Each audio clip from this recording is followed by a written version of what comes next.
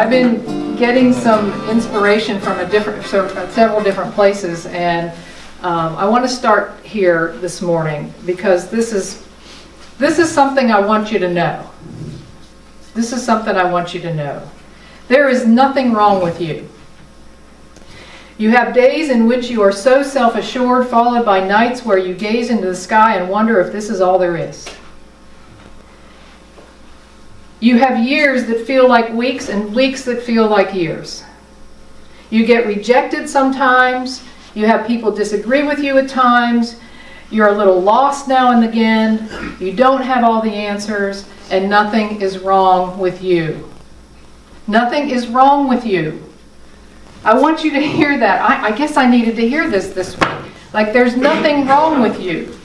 Like, this is about learning to be okay with myself the way I am. There is nothing wrong with you. Nothing. There never was anything wrong with you. It's made up story. I think in the Christian tradition, there was this idea made up that we were born in original sin, like we were born broken. I'm like, really? Really? We were born broken. What kind of God decided that the behavior of the human race was so poor and so bad, and he was so offended by it, that he was going to send everybody here with original sin and brokenness, only then to send his only son to save us all from our brokenness? Like, what is that about? I think we've been lied to. I think we've been lied to. I don't think that's true at all. That's not the God I know to be. That is not the God I know to be. What is that? Ding, ding, ding. Is that something from... What? Wasn't me, but I'm gonna... Maybe in a different church, lightning would be striking me. I don't know.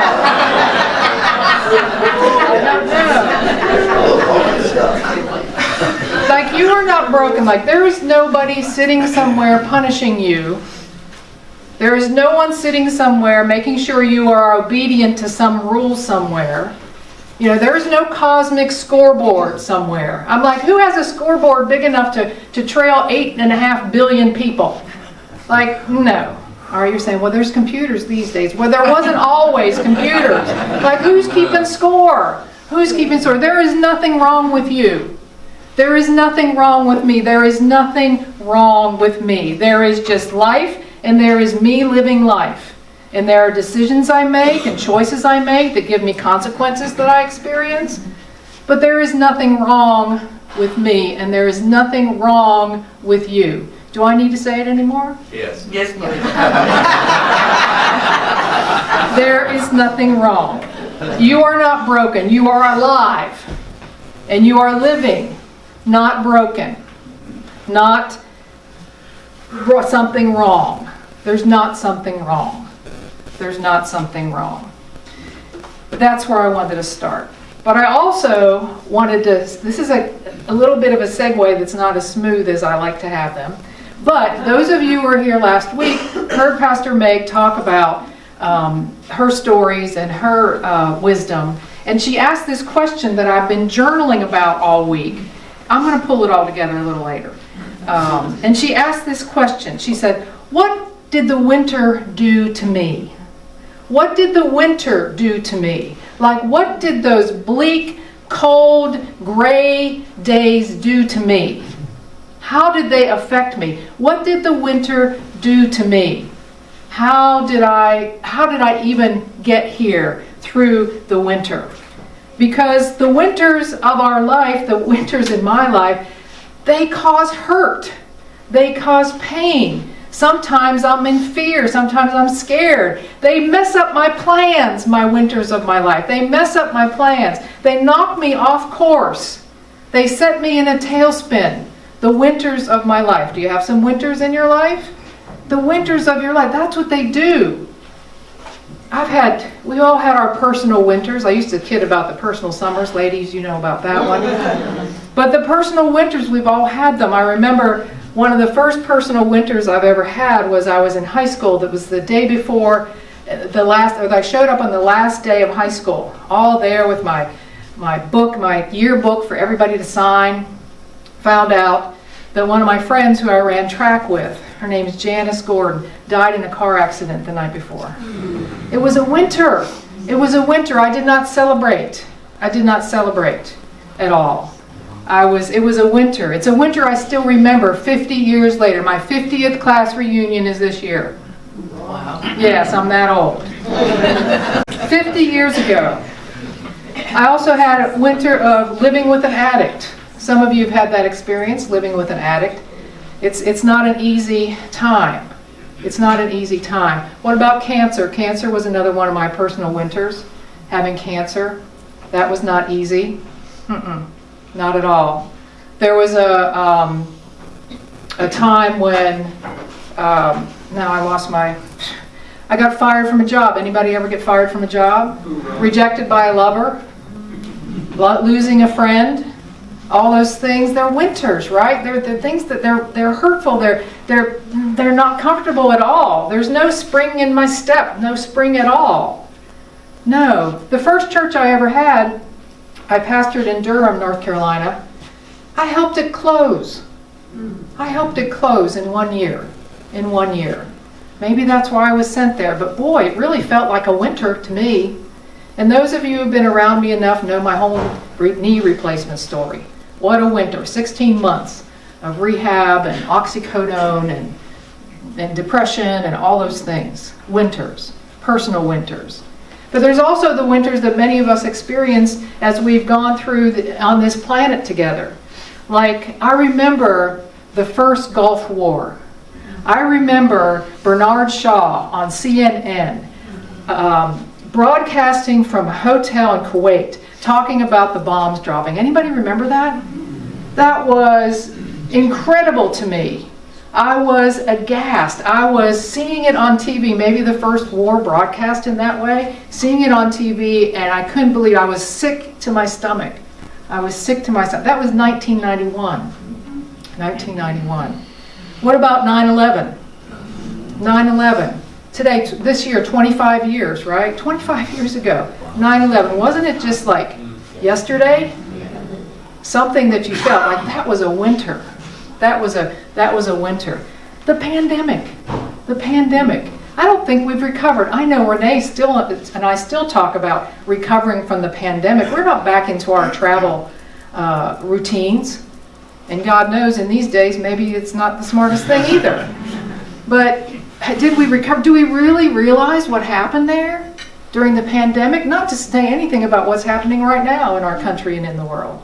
The winters of our lives. The winter. What does winter do to you? What does winter do to you? What did it do and what does it do in your life?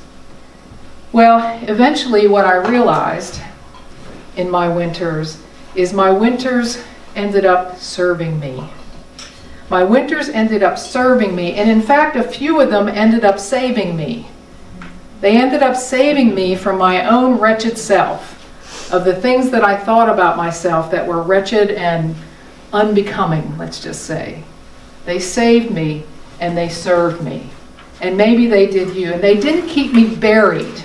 They didn't knock me down so far that I was desperate and that I couldn't recover.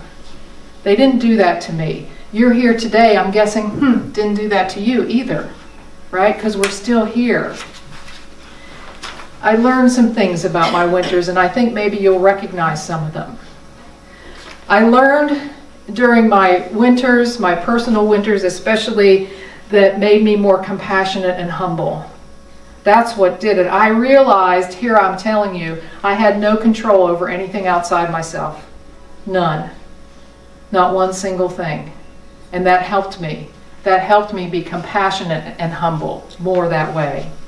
It made me see things that I didn't see before. It adjusted my perspective. How many things I ran right by for so much of my life. I didn't even see it. I didn't even notice it. And because I had this time, I see it differently. And not just differently, I see things I wouldn't have seen before at all. Not at all. Because it taught me to slow down and to pause and to be aware and to rest and to rest. It helped me go deeper. You know what those winters did? It helped me know myself better because it helped me turn inward. I wasn't always looking outward for the answer. When you're sitting alone and you're dealing with hurt or pain or discord in any way, you know what? You can go inside. And I was able to do that eventually, not always in the moment, not always in the moment. Here's another thing my winters taught me. It taught me to say yes and to say no. It taught me that I did not have to make decisions based on the approval of somebody else. Like, no, this is either good for me or not good for me.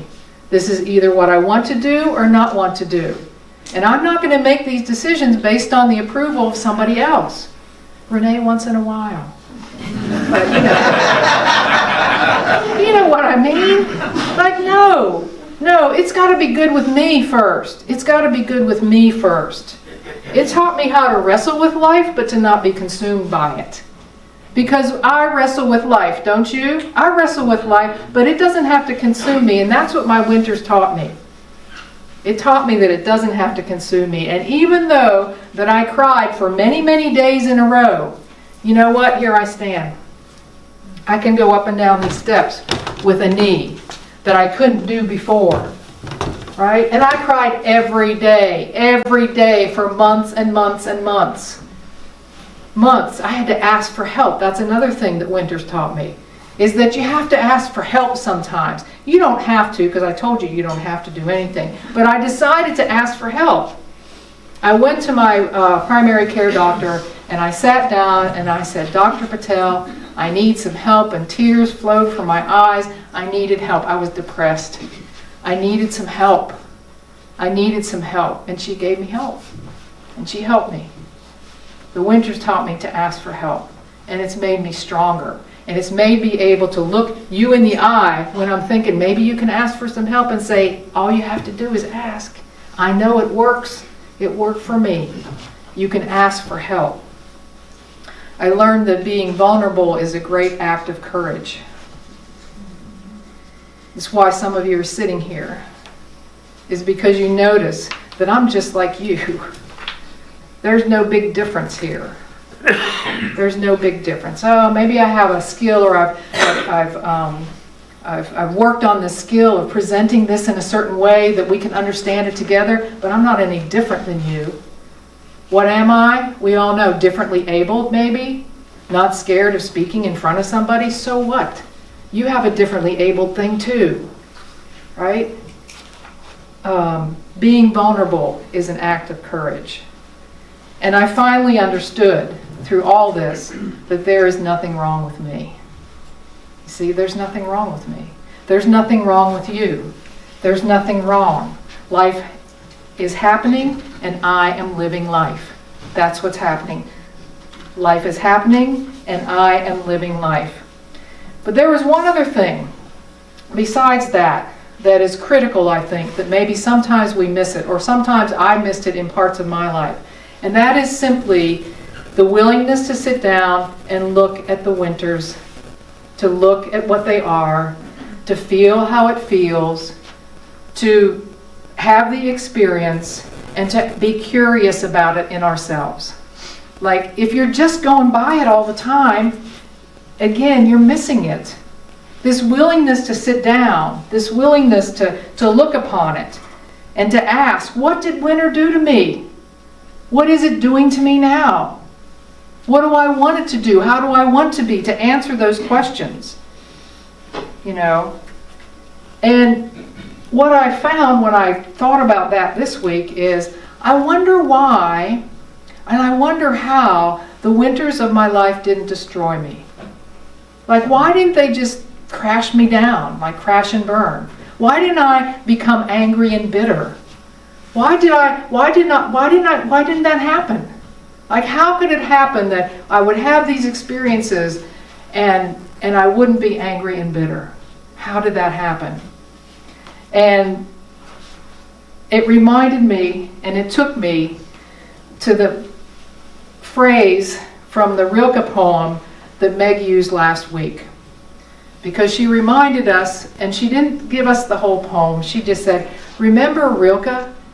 Beauty and Terror. And I thought, I gotta find that poem because it seems like it fits right here into my message. And it seems like it's the perfect thing. And I think it is, and so I want to read the whole thing to you. It's a short poem. Beauty and Terror. What I did, because I want to keep it, is I cut it out and I pasted it in my journal, and then I wrote about it some more, because that's what I do.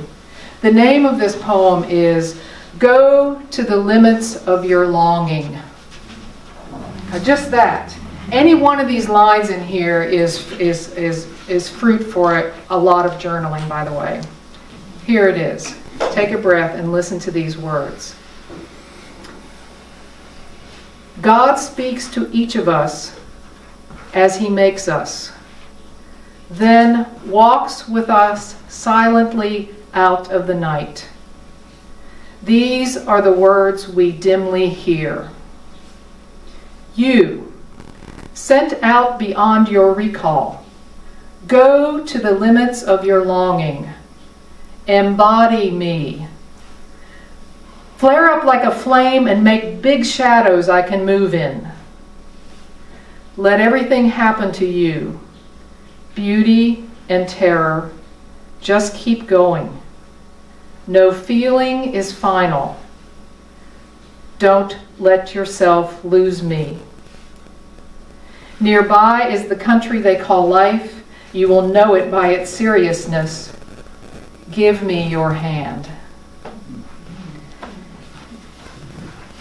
I decided that the reason that I was not destroyed by my winters is that this right here, the hand was always there. That for some reason, there was always just a minuscule piece of light that I knew that I did not lose the divine in me. That there was no way that I was abandoned in that way. That's what happened. It had nothing to do with me. Maybe just that I didn't close down so far that I obliterated the nature that I am. That God is this presence in me, available to me as if I held the hand of the divine. How else could I make it through? How else could you make it through your winters? How else is it be possible without that? Without that. I think I maybe never let go of that hand. I think I'm still hanging on to it. I think I still am in touch with that I haven't lost it. That it's always there, and that even in the hurt and the pain and the discord and getting turned around and moving the wrong direction, that I was not destroyed. That turn inward is what saved me. Not something outside of me coming from somewhere to save me from some sin that I originally came here with, but that turn inside to that place of the divine is what saved me. I was like, whoo! Like this. Yeah. Did you feel it? Livia lives a few doors down. Did you feel the house going like this when I made the revelation? And it continues to save me. It continues to save me. It saves me from bitterness. It saves me from hopelessness. It saves me from rage. It saves me from anger. It allows me to be peace in the midst of it all. That divine in me. So there is nothing wrong with me. There is life and life that I'm living. There is a turning inward and a willingness to look upon the winners, and there is the hand of God that is always there. That's all. And that's enough, right? So let's have a little meditation this morning. I invite you to take a breath, and I thank you for listening to me and to receiving whatever you received, whatever word or phrase you heard with clarity. That is yours. That is for you. For you. Breathing in and breathing out. As we start again, I'll read. God speaks to each of us as He makes us. Or God speaks to each of us as she makes us, and then walks without us silently out of the night. These are the words we dimly hear. You, sent out beyond your recall, go to the limits of your longing. Embody me. Flare up like a flame and make big shadows I can move in. Let everything happen to you. Beauty and terror. Just keep going. No feeling is final. Don't let yourself lose me. Nearby is the country they call life. You will know it by its seriousness. Give me your hand.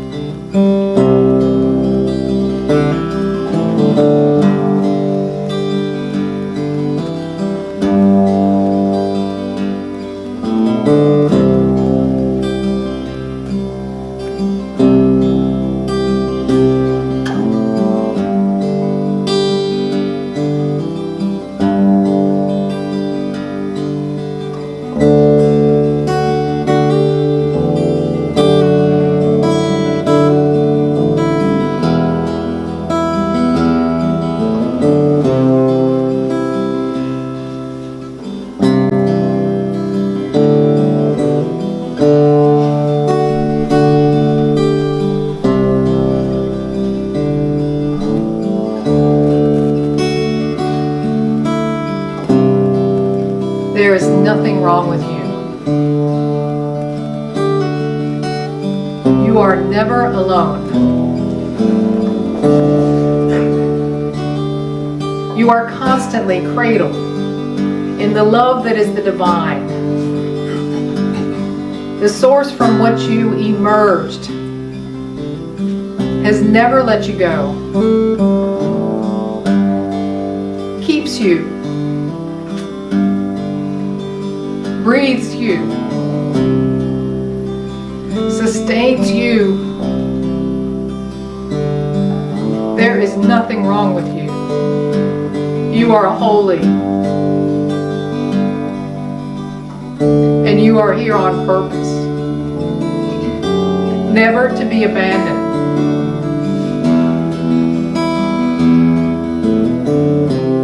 Just reach out your hand.